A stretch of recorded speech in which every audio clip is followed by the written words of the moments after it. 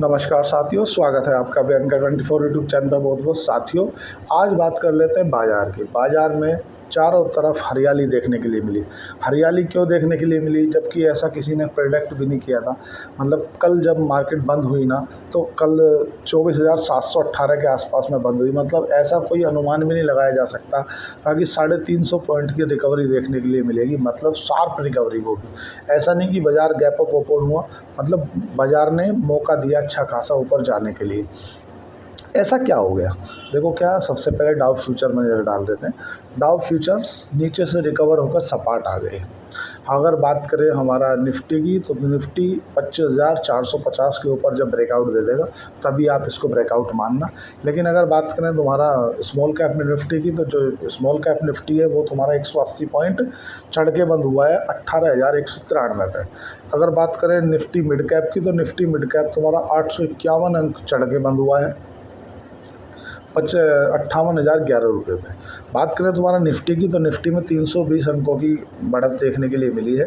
Nifty तुम्हारा 25,119 अंकों पे जाके बंद हुआ है। बात करें सेंसेक्स की, तो सेंसेक्स 82,408 रुपये पर क्लोज हुआ है, 1,046 अंक चढ़ के बंद हुआ है। अगर बात करें तुम्हारा बैंक निफ्टी की, तो बैंक निफ्टी में भी अच्छी खासी देखने के लिए बढ़त मिली, 675 अंकों की अच्छी खासी बढ़त देखने के लिए सामने आए। अब बात कर लेते हैं थोड़ा सा कि ये चौतरफा बिकवाली या चौतरफा खरीदारी, इसमें आदमी समझ क्यों नहीं पाता। मतलब कभी देखने के लिए मिलता है कि यार अब तो 24,700 हो गया, अब मेरे को पोजीशन काट लेनी चाहिए, अपना लॉस बुक कर लेना चाहिए, क्योंकि अब हमास और इजराइल का जो मामला चल रहा है, कब परमाणु बम मार देंगे कोई तय नहीं है। तो ये ऐसा क्यों होता है कि यार कभी मान लो आपका मूड बगड़ा, आपने लॉस में पोजीशन बेची, उसी दिन से बाजार रॉकेट, पता चले कि आज 25,000 है, यार अब तो ख़रीद ही लेता हूँ, अब तो मतलब कुछ भी हो, अब तो बाज़ार यहाँ से ऊपर ही जाएगा, जहाँ आप ख़रीदा वो वहीं से नीचे गिर जाता है। ऐसा कई बार देखने के लिए मिलता है। देखो आज बात करें पहले ऑटो सेक्टर की, जो सेक्टर कल चला था आज वही सेक्टर नहीं चला। ऑटो सेक्टर को छोड़कर बाकी पूरे जितने भी इंसाइसेस थे ना, इंडस्ट्री, सभी में हरियाली देखने के लिए मिली। अब बात करें कि कल जो बिकवाली हुई वो बिकवाली किसकी थी। देखो साथियों, पिछले लगातार 3 दिनों से जितनी भी बिकवाली हो रही थी ना, वो रिटेल की बिकवाली हो रही थी। और एफआईआई और डीआईआई मतलब विदेशी संस्थागत निवेशक कल परसों भी माल खरीदा, तरसों भी माल खरीदा उन्होंने, और कल भी खरीदा, और आज जो आंकड़े आएंगे शायद वो भी आज माल खरीदे। और जो डीआईआई है, डीआईआई मतलब घरेलू संस्थागत निवेशक, उन्होंने तो लगातार, मतलब आज 28 ट्रेडिंग सेशन हो गए, लगातार माल खरीद रहे हैं, बिकवाली नहीं की। तो जो एक समय पे एक रिटेल बेच रहा है और एफआईआई डीआईआई माल खरीद रहे हैं, तो आज ये चीज़ सिद्ध हो गई है कि लास्ट में जो ऑल ओवर कंक्लूजन निकलता है वो निकलता पैसे का। पैसा ही काम आता है। एफआईआई आंकड़ा आ जाएगा, भयंकर तोड़फोड़ आंकड़ा आने वाला है। और जो क्रूड ऑयल है जो 79 रुपये पे चला गया था सुबह, वो कवर होते होते होते होते 74, मतलब 75-76 पे आ गया। 76 रुपये कुछ पैसे पे क्रूड ऑयल दिख रहा है। अगर बात करें रुपये की, तो रुपया आ गया हमारा 86 पे, 86 रुपये 17 पैसे के आसपास में बना हुआ है। लेकिन जो अगर बात करें, किसी ने सोचा भी नहीं था यार इतने 25,000 आ जाएगा, 320 पॉइंटों की रिकवरी देखने के लिए मिलेगी। लेकिन हुआ क्या, ऐसा हुआ डोनाल्ड ट्रंप कहाँ कल बोलने वाले थे, चीर दूंगा, फाड़ दूंगा, उधेड़ दूंगा, ये कर दूंगा, वो कर दूंगा, और उनकी तरफ से एक बयान आ जाता है कि यार अपन 2 हफ्ते बाद डिसीजन लेंगे कि अपने को युद्ध में आना है कि नहीं आना है। और ये चीज़ बाज़ार को भांप गई कि बाज़ार तो ये सोच रहा था ना कि यार अब होगा, अब मारेगा मिसाइल, अब अमेरिका हमला करेगा, अब तो करने ही वाला है। और अमेरिका की तरफ से बयान आता है कि नहीं देखते हैं, थोड़ा सा 2 हफ्ते बाद देखते हैं। तो ये बाज़ार को कहीं ना कहीं अच्छा लगा। दूसरा, कल रूस की तरफ से दी जाने वाली चुनौती या चेतावनी, रूस ने इजराइल को चेतावनी दे दी, साथ साथ में अमेरिका के जो पेंटागन है, मतलब होता क्या है कि राजधानी को उनके नाम से जाना जाता है, तो रूस की तरफ से एक चेतावनी जारी की जाती है कि अगर आप ईरान के ऊपर मिसाइलें मार रहे हैं, तो जो इस रूस और ईरान के बीच की मध्यस्थता के कारण एक न्यूक्लियर पावर प्लांट बना था, उस न्यूक्लियर पावर प्लांट में वर्तमान में वो चालू कंडीशन में है, वो 1,000 मेगावाट की बिजली प्रतिदिन प्रोड्यूस करता है। तो ये ध्यान रहे कि उसके ऊपर मत मार देना, क्योंकि उसके अंदर 200 वैज्ञानिक जो हैं वो रूस के हैं, और अगर तुमने उसके ऊपर मार दिया तो समझ लेना कि तुमने रूस के ऊपर मार दिया। तो ये भी देखने के लिए मिली कि अगर रूस सामने आ रहा है तो कहीं ना कहीं अमेरिका भी पीछे हट रहा है, और अमेरिका पीछे हट रहा है मतलब ये जो लड़ाई है ये दो देशों के बीच में ही शायद सिमट सकती है। इसको बाजार ने पॉजिटिव वे में लिया। दूसरा, क्रूड ऑयल जो था वो 79 रुपये से 76 रुपये पर आया, तो बाजार को कहीं ना कहीं अच्छे सेंटिमेंट नज़र आए हैं। अमेरिका ने युद्ध को टालने के लिए जो 14 दिन का समय मांगा है, उसमें ऐसी उम्मीद जताई जा रही है कि हो सकता है कि कोई ना कोई शांति का रास्ता निकल आए, और शांति का रास्ता अगर निकल आता है तो कहीं ना कहीं जो है बाज़ार के लिए, ऑल ओवर विश्व के लिए अच्छा ही संकेत देखने के लिए मिलेगा। अब बात कर लेते हैं कि देखो, सबसे पहली जो बाजार जिस चीज़ को घबराता है, कल जो बिकवाली हुई उनके पीछे रिटेल निवेशकों की बिकवाली थी। कारण सीधा था कि जिन लोगों को लॉस नहीं हो रहा था लेकिन प्रॉफिट नहीं हो रहा था, तो उन्होंने सोचा यार एक काम करो, जो प्रॉफिट है नहीं है वो तो अलग बात है, बाकी अपनी लॉस ना हो, एक काम करो अपनी पोजीशन काट दो। पोजीशन काट दी मतलब बाजार ओवरसोल्ड जोन में चला गया। ओवरसोल्ड जोन में चला गया मतलब जो तुम्हारी FII की पुट कॉल रेशियो की जो पोजीशन थी ना, वो लगभग 22 के आसपास आ गई थी। और तुम्हारा कल जो विक्स है, जो निफ्टी को वॉलेटिलिटी को केपर करता है ना, वो विक्स वॉलेटिलिटी इंडेक्स वो लगभग 14 पे बना हुआ था। तो विक्स 14 पे, अगर बाजार गिरा है तो विक्स तो होना चाहिए था 20 पे। अगर बाजार जिस हिसाब से कल बाजार गया था, परसों बाजार गया था, तरसों बाजार गया था, तो जो विक्स है ना, विक्स होना चाहिए था 20 के आसपास, लेकिन विक्स कितने पे था? 14 पे। मतलब विक्स ये संकेत दे रहा था कि बाजार जो है ओवरसोल्ड जोन में है, बाजार के अंदर एक शार्प शॉर्ट रिकवरी के संकेत दिख रहे हैं। क्योंकि जो आदमी मार्केट को समझता है वो समझ गया था कि भाई यहाँ से बाजार के अंदर शार्प और तेज शॉर्ट रिकवरी देखने के लिए मिलेगी, शो देखने के लिए मिली है।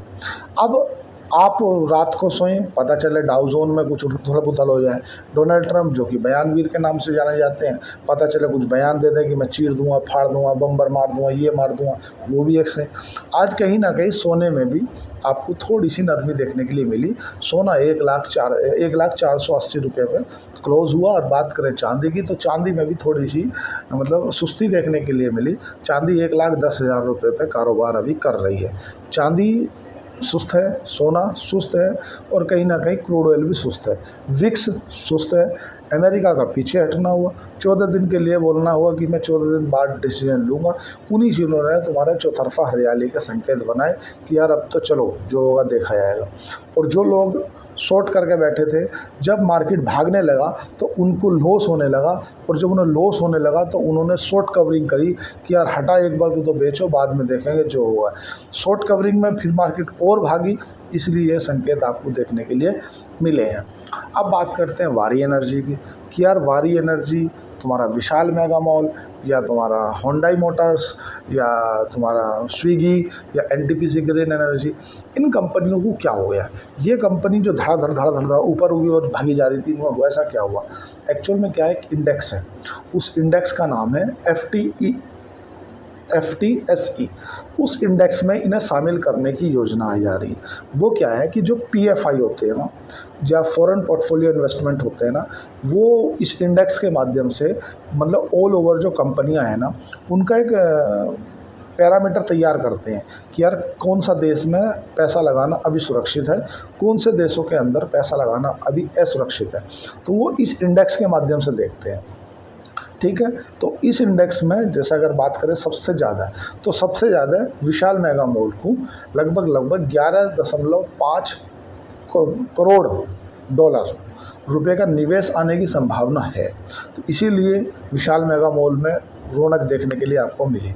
वारी एनर्जी में फॉरेन पोर्टफोलियो इन्वेस्टमेंट के ऐसा अंदाज़ा जताया जा रहा है कि लगभग 4.90 करोड़ डॉलर फॉरेन इन्वेस्टमेंट आ सकता है। संकेत जताए जा रहे हैं इंडेक्स में शामिल होने के बाद।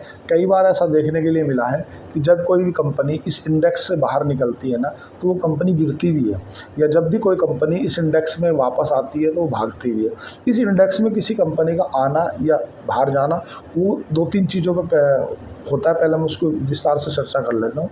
होंडाई मोटर्स की अगर बात करें तो लगभग 5.6 करोड़ डॉलर इसमें आने की उम्मीद जताई जा रही है।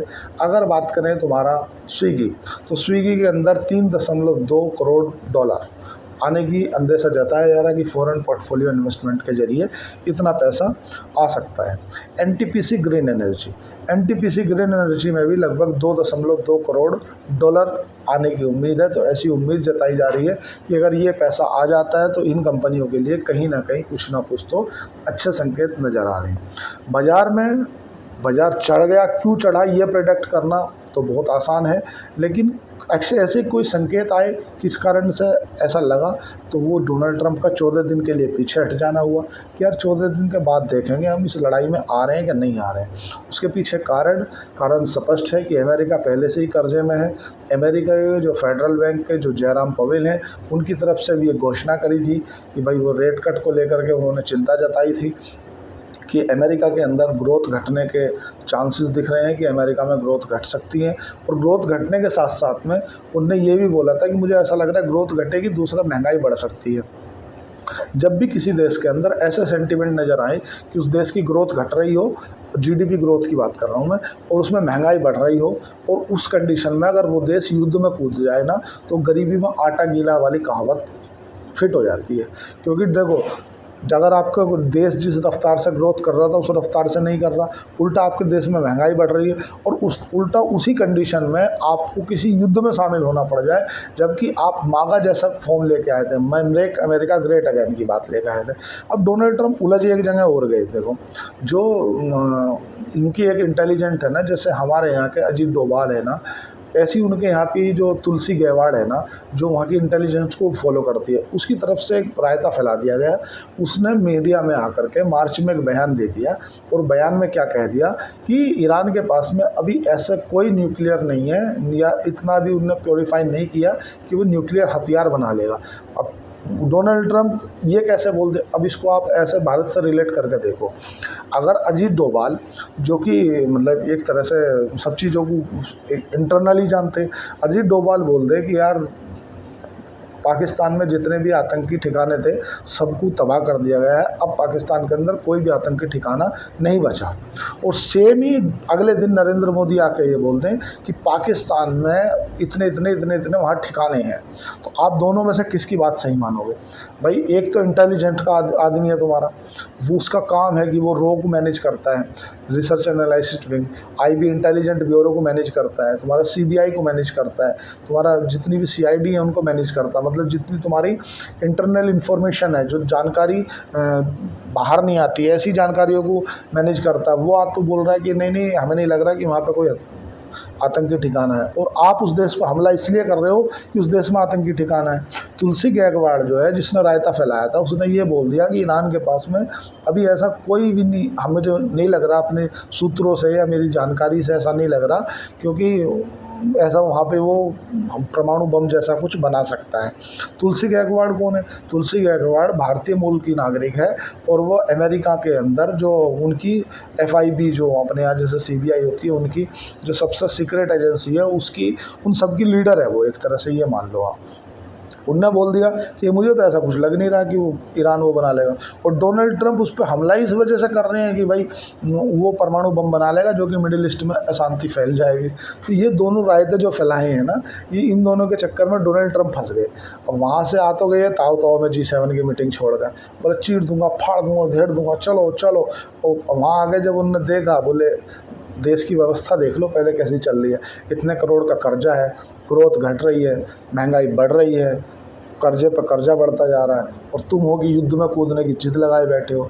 थोड़ा शांति रखो, और शांति रखोगे तो हो सकता है शांति के लिए तुम्हें नोबेल पुरस्कार भी दे दिया जाए, जैसे कि तुम्हारा आसिफ मुनीर बोल चुके हैं कि ना नोबेल पुरस्कार से सम्मानित करना चाहिए।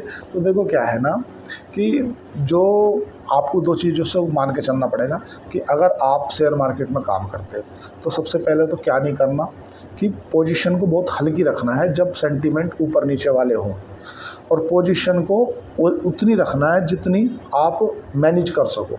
अपने वित्तीय सलाहकार के संपर्क में रहना है, जो आपका फाइनेंशियल एडवाइज़र है उससे पूछ के ही काम करना है, जो भी करना है, ठीक है। और क्या है कि कब कौन क्या बोल देगा और क्या कर देगा कोई तय नहीं है। ना तो ईरान की तरफ से भी कोई ऐसी अच्छी खबर आई है जिसे आप सुन के बोल दें हाँ मज़ा आ गया, और ना इजराइल की तरफ से ऐसी कोई खबर आई है। बस केवल अमेरिका की तरफ से खबर आई है कि यार वो अपन 15 दिन बाद देखते हैं क्या करना क्या नहीं करना। और भारतीय अगर बाज़ारों की बात कर रहे हैं, ऑल ओवर एशिया के बाज़ारों में सबसे मजबूत बाज़ार और सबसे जिसकी फंडामेंटल वगैरह सब सही है, निफ्टी का पी सही है, सेंसेक्स वगैरह सही है, तो वो केवल और केवल भारतीय शेयर बाज़ार हैं अगर ऑल ओवर एशिया के बाज़ारों में बात की जाए। क्योंकि चाइना, पाकिस्तान, बांग्लादेश बोलता हूँ मैं तो बांग्लादेश नहीं बोलता, या मतलब ऑल ओवर आप एशिया में मान लो भारतीय शेयर बाज़ारों के फंडामेंटल भी सही हैं, ओवरसोल्ड जोन में है और लीडरशिप भी अच्छी है। आगे की फ्यूचर में आने वाले ग्रोथ के भी चांसेस काफ़ी अच्छे हैं। इसीलिए हमारा बाज़ार 21,000 से 25,000 गया। आप 4,000 से निफ्टी भी तो चढ़ गया, ये भी तो देखो। और जो एफआईआई पैसा लगाते हैं ना साथियों, एफआईआई एक दिन के लिए पैसा नहीं लगाते। फॉरेन इंस्टीट्यूशनल इन्वेस्टर मतलब जो विदेशी संस्थागत निवेशक होते हैं ना, वो लंबे समय के लिए पैसा लगाते हैं। इसलिए आपने देखने के लिए मिला वो चिंता नहीं करते यार ठीक है, जब वो बेचते हैं तो बेचते भी ऐसे ही हैं, हमेशा जीतती है पैसे की पावर। जब आपने देखा होगा ना एफआईआई माल बेचते जा रहे थे और रिटेलर खरीदते जा रहे थे, उस दौरान आपको एक चीज़ देखने के लिए मिली कि यार उसके बाद भी बाज़ार नीचे गया। क्यों गया? क्योंकि भाई अल्टीमेटली बड़ी मनी ही काम करती है। तुम सोचो कि छोटी मनी काम करती है, या तुम खरीद लोगे खरीदते जाओगे। एफआईआई अगर दबा के बिकवाली कर दे, डीआईआई की बिकवाली कर दे, जो रिटेलर का पार्टिसिपेशन है ना वो 4 दिन में घुटनों का आ जाएगा। और रिटेलर दबा के बेचे, एफआईआई माल खरीदती रहे, कोई फ़र्क नहीं पड़ता। इसीलिए बाज़ार के अंदर जो सेंटीमेंट सुधरे हैं वो केवल डोनाल्ड ट्रंप के बयानों से सुधरे हैं, और डोनाल्ड ट्रंप पे उतना ही भरोसा करना चाहिए जितना चाइना के सामान पे। डोनाल्ड ट्रंप अभी कुछ कह रहे हैं, थोड़ी देर बाद कुछ कह देंगे, क्योंकि उनकी आदत में है पहले कहना, फिर उसमें फंसना और फिर पलट जाना, ये उनकी हैबिट में है। डोनाल्ड ट्रंप अगर कोई बात बोलते हैं तो उसको इतनी ज़्यादा सीरियसली नहीं लेना चाहिए मेरे हिसाब से। तो आज के लिए इतना ही, उम्मीद करता हूँ चैनल अच्छा लगा होगा। आज के लिए इतना ही, चैनल को लाइक करें, सब्सक्राइब करें, कमेंट करें। अगर आपको शेर खान के साथ डीमैट अकाउंट खुलाना है तो नीचे दिए गए डिस्क्रिप्शन पर जाके आप अकाउंट ओपन करा सकते हैं। धन्यवाद, थैंक यू।